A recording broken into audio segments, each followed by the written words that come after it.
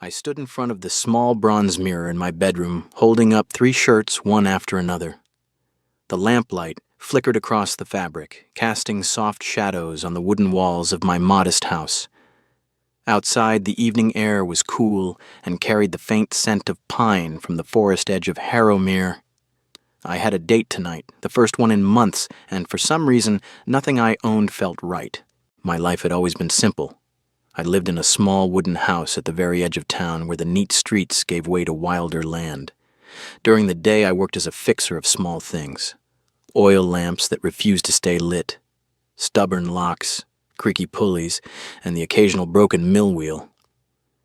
People brought their broken objects to me, and I made them useful again.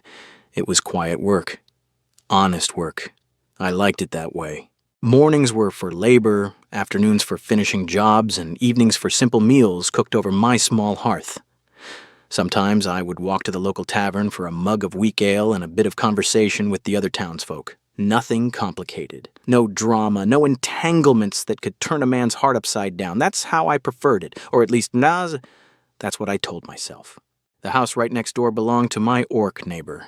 She had been living there for nearly 2 years now, the same amount of time I had known her. At first it was nothing more than polite nods when we met at the well or passed each other on the path, but over time, small things built up between us. We shared firewood during the harsh winters. She would leave bundles of fresh herbs at my door when I was sick with a cough. I would help her repair her roof after storms. On particularly tiring days, we sometimes shared supper, my simple stew for her bread, or her strong herbal tea for my roasted vegetables. We never planned these moments. They just happened, easy and natural, the way good neighbors take care of one another. She was strong in a way that showed in her broad shoulders and steady hands, yet there was a gentleness to her that always surprised me. She scolded me when I forgot to eat properly. She laughed quietly at my clumsy jokes. Some nights we would sit together on the shared porch between our houses saying very little, just listening to the rain or the crickets. I called it friendship.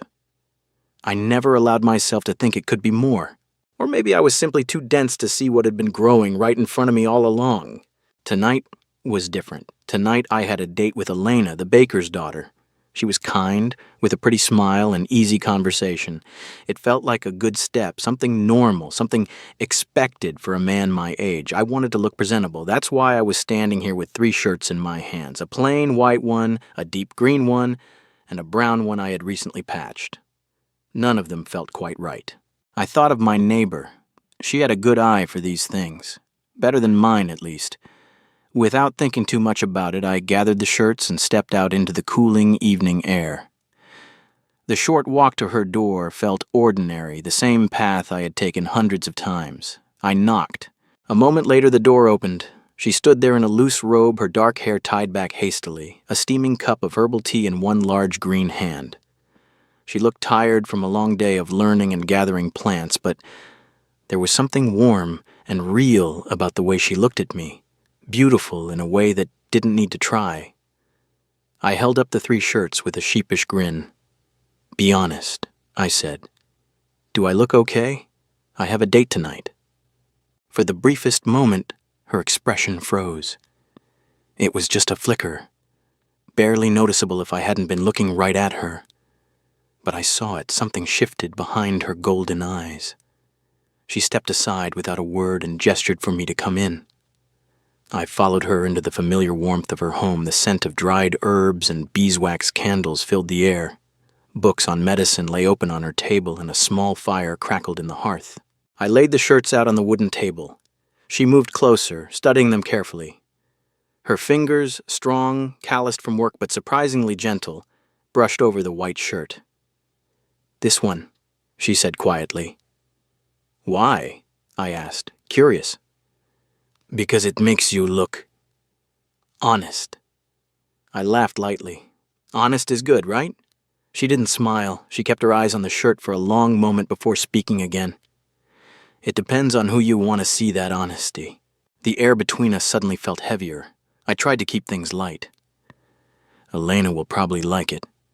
Silence stretched out. She didn't respond right away. She stared at the shirt, her jaw tight. Then she lifted her gaze to meet mine directly. Her eyes were bright, almost shining with emotion I couldn't quite read. "Elias," she said, her voice cracking just slightly, "why haven't you realized that I love you?" The words hit me like a physical blow. The white shirt slipped from my fingers and fell onto the table. My mind went completely blank. All the shared meals, the quiet evenings on the porch, the herbs left at my door when I was ill, the way she looked at me when she thought I wasn't paying attention, everything rushed in at once. I stood there, stunned, unable to form a single word. She turned away abruptly. She walked to the door and opened it, her back to me. "Forget I said that," she said, her voice strained. "Just go. You have your date."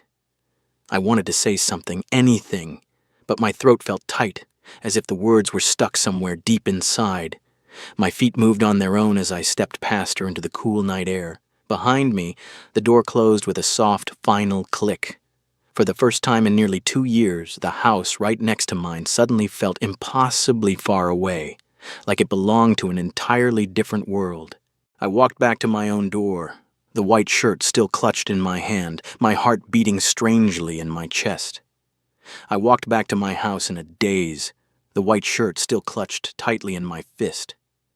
The fabric felt heavier now, as if Mara's words had soaked into every thread. "Why haven't you realized that I love you?"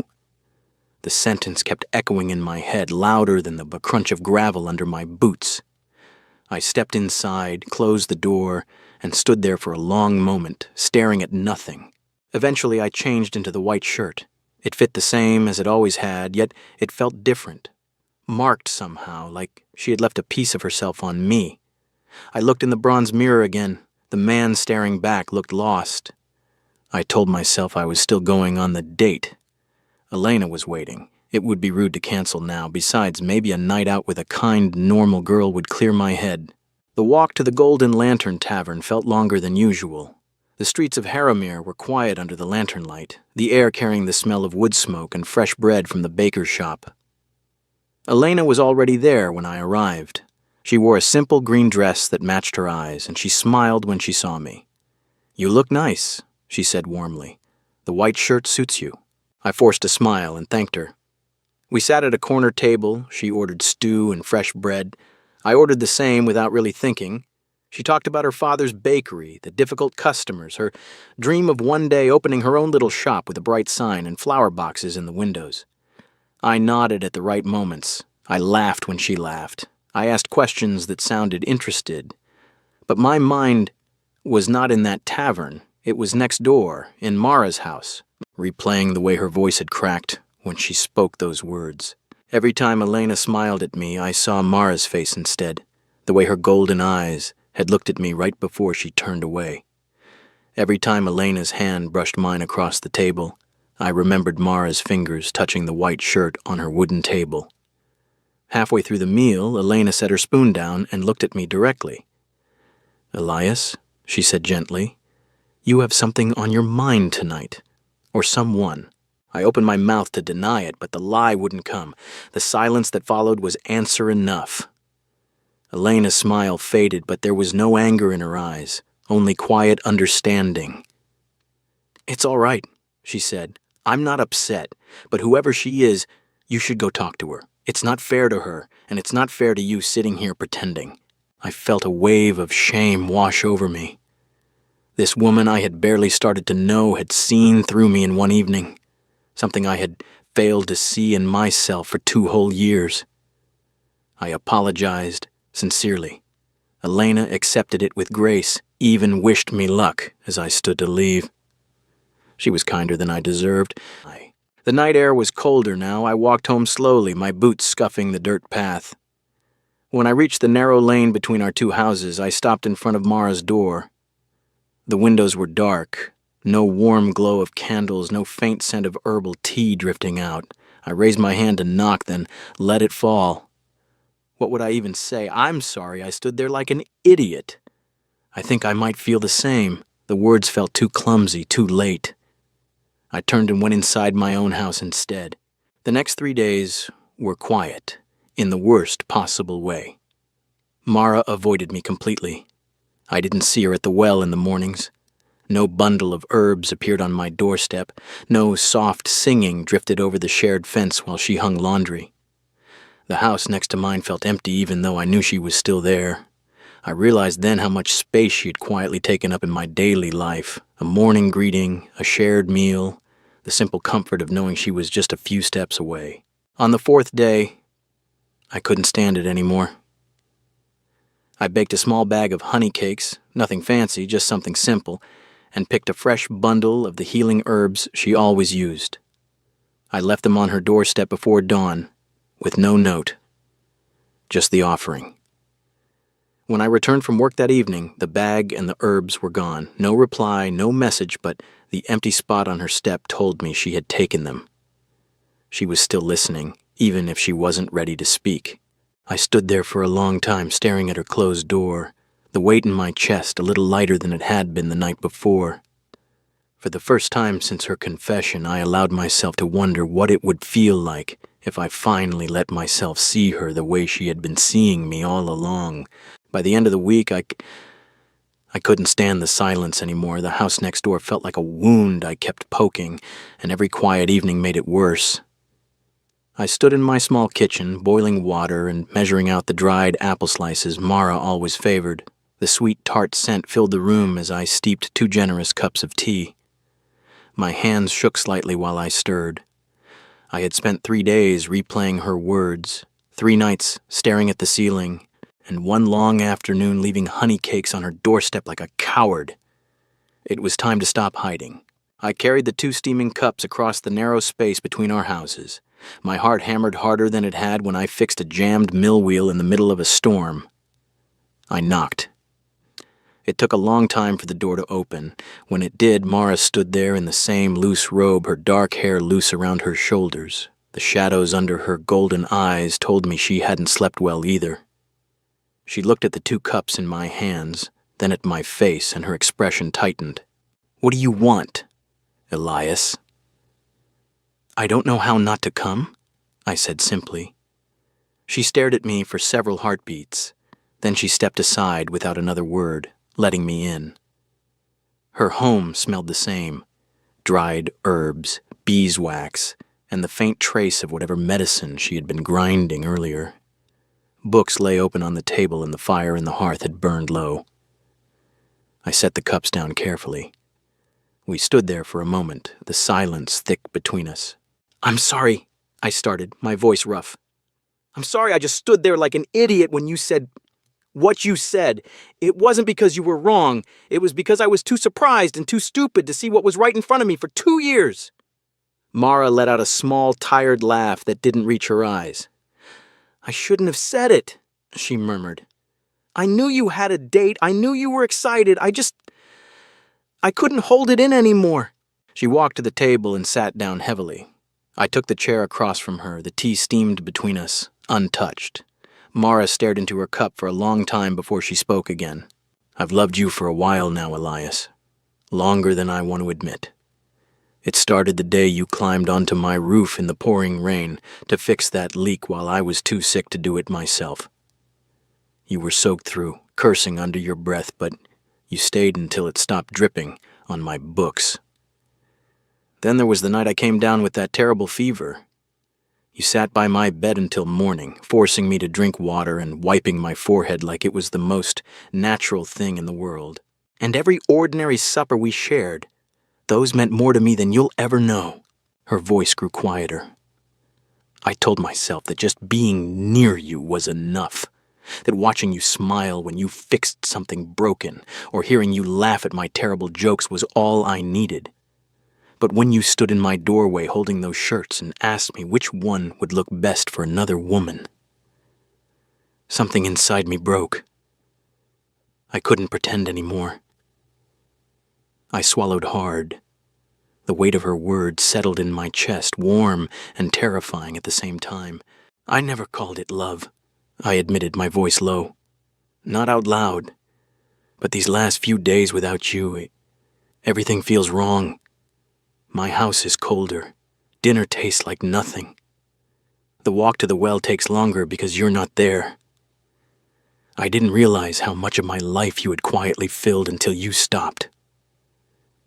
Mara looked up. There was hope in her eyes, but also fear. "I don't want you to choose me because you feel guilty," she said. "I don't," I answered quickly. "I want to choose you because I finally see you, not just as the orc next door who shares firewood and leaves herbs at my door. I want to see you as the woman who has been right here all along." She was quiet for a long moment. The fire crackled softly. Finally she nodded, a small, uncertain movement. "Then, we go slow," she said. "No rushing, no pretending this is easy. We still eat supper together, we still walk to the market, but this time you look at me like a woman, not just a neighbor. And I'll try to believe that you mean it." I felt something loosen in my chest. Slow sounds right. We sat there drinking the tea that had gone lukewarm, the space between us no longer painful, only careful and new. When I finally stood to leave, Mara reached into a small drawer and pulled out a folded scrap of paper. She pressed it into my hand without meeting my eyes. "If you ever need to ask about a shirt again," she said softly, "wear it for me." I unfolded the note later that night. Her handwriting was neat and steady. "Wear the white one. It makes you look like the man I already love." I laughed for the first time in days, quiet, relieved, real. That night I slept deeply, the kind of sleep I hadn't known since her confession. The next morning, I put on the white shirt again. I walked to the well carrying 2 empty buckets, the same path I had taken 1,000 times. Mara was already there, pulling up water. She glanced over when she heard my footsteps. Her gaze landed on the shirt, then flicked away quickly. But I saw the tips of her ears turn a deep, telling green. She didn't say anything. She didn't need to. For the first time in 2 years, I looked at the orc woman standing beside me at the well and felt my heart shift into something warmer, clearer, and long overdue. We were beginning again, only this time we both knew exactly what we were starting. We began going slow, just as we had promised. Evenings became quiet rituals of tea on the shared porch, the steam curling between us like a careful secret. Mornings meant walking to the market together, choosing bundles of herbs and fresh vegetables with fingers that sometimes brushed longer than necessary. I helped her mend the sagging fence between our houses, and when the autumn rain came, we shared a simple bowl of soup at my hearth, the sound of rain on the roof filling the spaces where words used to be. Every glance now carried weight. Every accidental touch felt deliberate. We were learning each other again, only this time with eyes wide open. Harrowmere was not a large town. News traveled faster than the river that bordered it. People started noticing. At first it was only curious stares when we walked side by side through the market square. Then the whispers began. "Elias has been bewitched by that orc girl.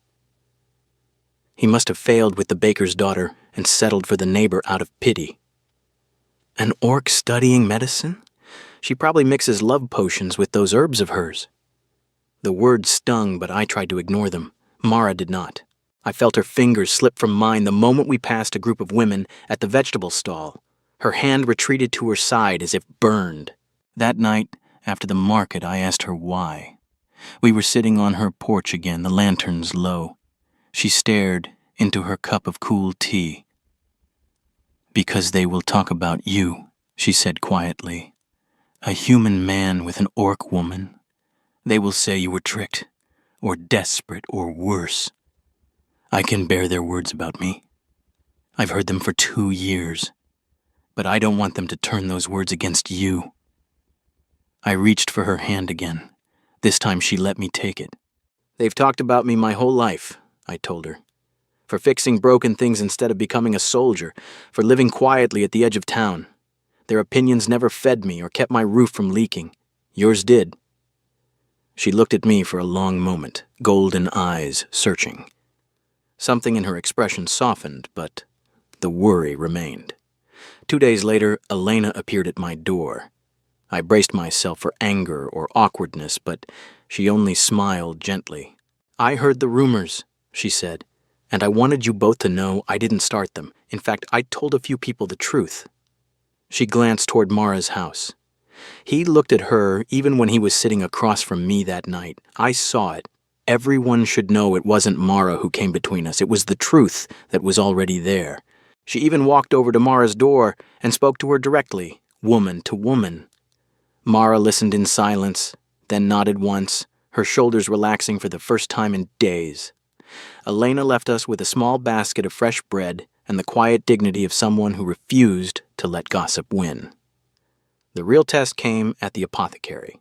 A child in town, little Tomas, no more than 6, fell dangerously ill with a high fever. The old healer was away visiting another village. Mara was the only one who knew how to prepare the rare root infusion that could break the fever.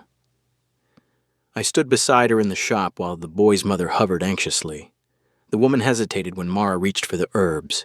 "You're orc," she whispered, as if the word itself explained everything. I stepped forward before Mara could speak. "If you won't trust her because she's orc," I said, voice steady, "then trust her because she once sat by my bed for an entire night when the same fever nearly took me last winter. She mixed the medicine, stayed until morning, and never asked for payment. That boy will die waiting for your fear to pass." Mara said nothing. She simply worked, grinding, measuring, boiling, with the calm precision I had watched 100 times. By dawn, the child's fever broke. The mother returned the next day carrying a small honey cake, eyes downcast but grateful. She pressed it into Mara's hands. Mara's fingers trembled as she accepted it. She was not used to being seen as someone who saved lives instead of someone who might take them. After that, a few voices in town grew quieter. Not everyone changed their minds, but the cruelest whispers lost some of their strength. People still stared, but fewer crossed the street to avoid us. That night, we sat on the porch again, the honey cake between us untouched. The lanterns cast long shadows across the wooden planks. I turned to her and spoke the words I had been carrying since the moment she first confessed. "I don't want to go slow anymore just because we're afraid," I said. "I love you, Mara. Not out of guilt. Not because you're convenient or familiar. I love you because when I thought I was looking for someone else, the person I needed was already right here, leaving herbs at my door, sharing supper, sitting in silence that never felt empty. I was just too blind to see it. Tears slipped down her green cheeks, but she was smiling. She leaned her head against my shoulder, and for the first time, there was no careful distance between us, just the steady warmth of two people who had finally named what had been growing between them for 2 long years. The porch creaked softly under our weight. The town might still talk tomorrow, but tonight the only voices that mattered were the ones we had finally let ourselves hear. The next morning I put on the white shirt again. It had become more than just fabric now. It was a promise I had finally kept. I met Mara at the well as usual, but this time I didn't let go of her hand when we walked toward the market square. She glanced at me once, surprised, then laced her fingers more firmly with mine. A simple copper hairpin I had given her the night before caught the sunlight in her dark hair. People stared. Some whispered behind their baskets of turnips and loaves of bread. Others simply watched in silence. We kept walking anyway. Our days changed in the smallest, sweetest ways. Mara still spent her mornings at the apothecary learning new remedies and her afternoons gathering herbs along the forest edge. I still repaired broken lanterns and stubborn locks for the townsfolk, but now there were new threads woven into the routine. Every morning she left a warm cup of herbal tea on the bench outside my workshop, the steam carrying the faint scent of apples and mint. In return, I fixed the wobbly shelf in her study that had been bothering her for months. She scolded me gently when I forgot to eat lunch, and I began memorizing the names of the plants she used most often so I could help her sort them in the evenings. We no longer sat in careful silence on the porch. We talked about her dreams of opening a small clinic one day, about my quiet wish to build something lasting with my hands. Every touch, every shared glance felt intentional now. Our first real date wasn't in any tavern or under lantern light in the square. We packed a simple basket, fresh bread, a wedge of sharp cheese, dried apples, and a flask of hot tea, and walked up the gentle hill behind the town where the wildflowers still bloomed late into autumn. The grass was soft beneath us as we sat looking out over Harrowmere. The roofs of the town looked small and peaceful from up here. Mara leaned against my shoulder and asked quietly, Does it feel strange to you? Going from neighbors to this? I smiled and brushed a strand of hair from her face. It feels strange in the best way possible, like I spent 2 years looking out the wrong window and finally turned around to see what was always right beside me. She laughed softly, the sound warm against my chest, and for the first time I realized how much I had missed hearing that laugh, directed only at me. A full year passed in that gentle rhythm. I spent my spare hours quietly expanding my little wooden house, adding a second room and reinforcing the walls so it could comfortably hold 2 lives instead of 1. I left Mara's original house untouched and turned it into a small treatment room for her patients. One quiet autumn evening, exactly 1 year after the night she had first said she loved me, I put on the same white shirt I had worn the night everything changed. I walked the few steps to her door and knocked. Mara opened it, saw the shirt, and her golden eyes widened with recognition. A slow smile curved her lips. "You have another date tonight," she teased. "Yes," I answered, my voice steady, "with the rest of my life if you'll have me." I knelt right there on her doorstep, the same place where I had once stood frozen and speechless. From my pocket I took the simple silver ring I had spent months saving for, a band etched with tiny leaves and a single blooming flower, the kind she gathered every spring. "Mara Vere," I said, looking up at her, "I took far too long to realize you loved me. And I took even longer to understand that I loved you too. But from this moment on, I don't want to waste another day not standing beside you as your husband. Will you marry me?" Tears slipped down her cheeks, but she was smiling the brightest smile I had ever seen on her face. "You ridiculous, wonderful man," she whispered. "Of course I will." She pulled me up and kissed me right there under the evening sky, the kind of kiss that felt like coming home after a very long journey. Our wedding was small and simple, held in the open yard between our 2 houses. Elena brought baskets of fresh bread and sweet pastries. The old healer presided over the ceremony with kind, wrinkled hands. Not everyone from town came, but those who did came with genuine warmth. Mara wore a soft green dress embroidered with the healing herbs she loved. I wore the white shirt once more. When she walked toward me across the grass, I knew without any doubt that I had chosen correctly. After the wedding, our joined homes became something more than just a place to live. Patients came for Mara's medicines. Neighbors brought broken tools for me to mend. Children ran freely through the shared yard, laughing between the 2 houses as if the fence had never existed. Some evenings we still sat on the porch exactly as we had in the old days. 1 bowl of soup, 1 book of herbal lore open between us, a half-repaired lantern on the table. The only difference now was that I no longer wondered what this comfortable silence meant. I knew it was home. Sometimes late at night I would look at Mara sleeping beside me and remember the evening I had stood in her doorway holding 3 shirts, asking which one would make me look good for another woman. I had thought my life was about to become complicated that night.